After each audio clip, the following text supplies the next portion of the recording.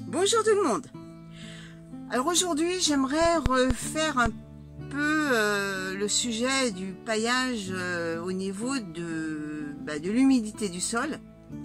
Alors le paillage c'est bien, mais il faut absolument que votre sol soit mouillé en sous-sol, bien en profondeur, pour permettre au paillage de conserver l'humidité en cas de forte chaleur. Là, je suis entièrement d'accord là-dessus.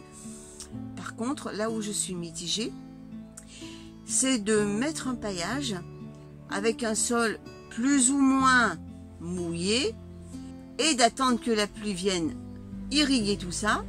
Eh bien, moi, je suis persuadée que le paillage empêche l'eau de pénétrer dans le sol. Allez, je vais vous montrer tout ça en images. Allez, c'est parti.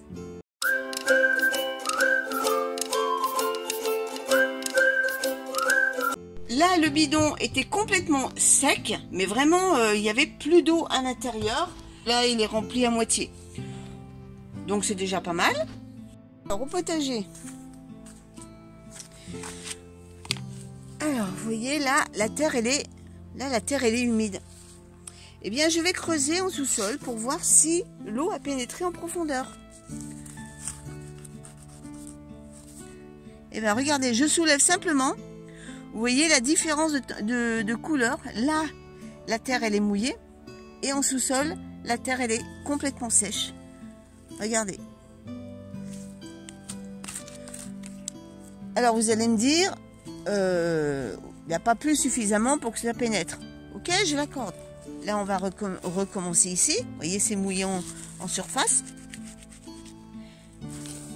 Et je soulève. Là, c'est sec. Vous voyez la différence de couleur, là c'est mouillé et là c'est sec. Deuxième réflexion, vous allez me dire, oui mais il fallait pailler. Non. Parce que vu que mon sol en sous-sol est sec, le fait de mettre un paillage, ça aurait même accentué le truc. Parce que l'eau n'aurait jamais pu s'infiltrer à travers le paillage. D'ailleurs, je vais vous montrer un endroit où j'ai mis de la matière organique. C'était de la courge que j'ai arrachée. Et là, on est d'accord que il y a du paillage. On va écarter le paillage et on va voir si le sol est mouillé. Alors là, le dessus est mouillé, on est d'accord. Je soulève et là, c'est complètement sec. Regardez, là, c'est mouillé, là où il n'y avait pas le paillage. Et là où il y avait le paillage, c'est complètement sec. Donc, pour moi, j'en déduis que le paillage, eh bien, ça freine quand même, quand il pleut, l'irrigation de l'eau. Il faudrait à la limite enlever le paillage en cas de pluie et le remettre derrière pour pour être sûr que le sol est mouillé. Bon, alors ça c'est pas de la paille, hein, c'est des fans de courge, mais je peux vous garantir que lorsque je mettais de la paille, eh bien le résultat était identique. Là, regardez, là j'ai encore du paillage ici sur cette bande. Je vais la soulever simplement. Là, c'est mouillé. Je soulève. Et le dessous est complètement sec. Alors qu'à côté où il y a les carottes, eh bien le sol est mouillé. Ici, c'est tout mouillé. Regardez la différence de couleur. Là où c'est foncé, c'est mouillé. Et là où c'est clair, c'est sec. Un autre exemple. Là, j'ai mis de la tonte de pelouse, vous voyez, en quantité suffisante. On va voir le dessous si c'est mouillé, parce que le dessus, bien sûr, est mouillé. Je soulève le paillage. Et le dessous est complètement sec. Alors, ma conclusion, eh bien... Maintenant, j'ai arrêté de mettre du paillage permanent sur les planches de culture, justement pour pallier à ce problème. Bon, là, d'accord, là, à l'endroit où il n'y avait pas de paillage, le sol était sec. Mais il était mouillé en surface. Ça veut dire qu'il n'a pas plu assez suffisamment pour pouvoir pénétrer dans le sol. Mais à l'endroit où j'ai mis du paillage, normalement, si l'eau avait pu pénétrer en sous-sol, enfin en surface, le sol aurait été mouillé, alors que c'était pas le cas, le sol était complètement sec. Donc voilà, c'est pour ça que maintenant j'arrête de mettre du paillage permanent.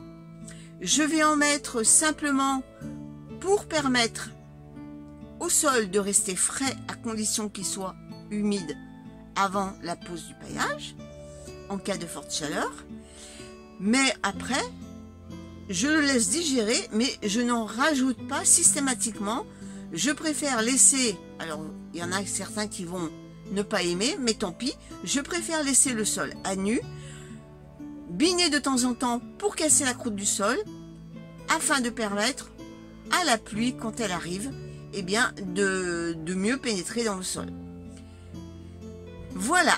Eh bien, écoutez, sur cette petite vidéo, là, elle sera plus courte que les autres, mais je voulais quand même vous montrer, là, c'était l'occasion, puisqu'on a eu de la pluie, donc je voulais vous montrer, eh bien, que le paillage, c'est pas forcément la chose idyllique à mettre dans tous les potagers et par tous les temps. Il faut d'abord connaître bien son contexte, et puis pour certaines personnes ça peut marcher de mettre du paillage permanent, mais pour d'autres peut-être pas. Voilà, et bien je vous souhaite à tous un bon dimanche, une bonne semaine, et on se donne rendez-vous la semaine prochaine comme à l'accoutumée. À bientôt tout le monde.